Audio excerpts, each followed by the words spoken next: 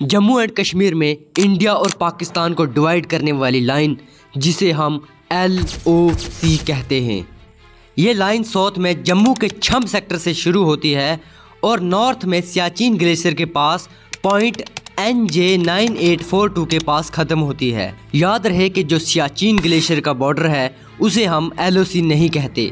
LOC के उस पार पाकिस्तान में दो रीजन्स हैं, एक आज़ाद कश्मीर और दूसरा गिलगित बल्तिस्तान, और इंडिया में जम्मू एंड कश्मीर और लद्दाख हैं।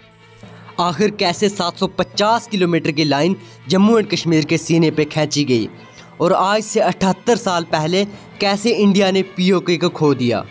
तो चलिए इतिहास के पन्नों को पलटकर इस सब के बारे में जानते हैं। साल 1947 जब हिंदुस्तान अंग्रेज़ों की गुलामी से आज़ाद होता है और आज़ाद होने के साथ साथ ही दो नए मुल्क बनते हैं, एक पाकिस्तान और दूसरा हिंदुस्तान।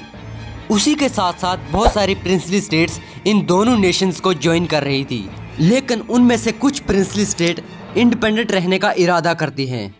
उन्हीं में से एक स्टेट थी कश्मीर, जिस पर उस वक्त डोगरा रूलर महाराजा हरि सिंह रूल किया करते थे। महाराजा हरि सिंह चाहते थे कि उनका राजपाट यूं ही चलता रहे। महाराजा हरि सिंह ने एक स्टैंड स्टिल एग्रीमेंट पाकिस्तान और इंडिया के लिए दिया, जिस पर पाकिस्तान ने साइन कर लिया, लेकिन इंडिया ने इसे रिफ्यूज़ कर दिया।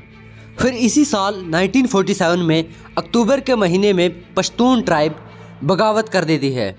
पश्तून ट्राइब के लोग साउथ में पुंछ वाली साइड और नॉर्थ में गिलगित बल्तिस्तान वाली साइड से चढ़ाई कर देते हैं।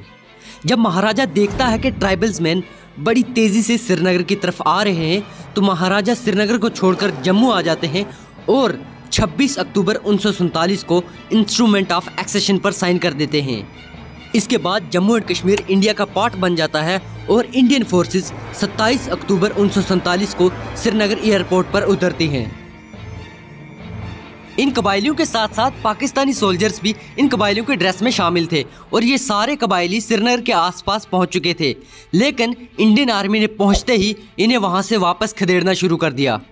1 जनवरी 1948 को पंडित जवाहरलाल नेहरू इस मामले को UN में ले जाते हैं और UN का रिजोल्यूशन आता है कि सीज फायर किया जाए, यानी कि जो फोर्सेस जहां हैं वहां ही रुक जाएं।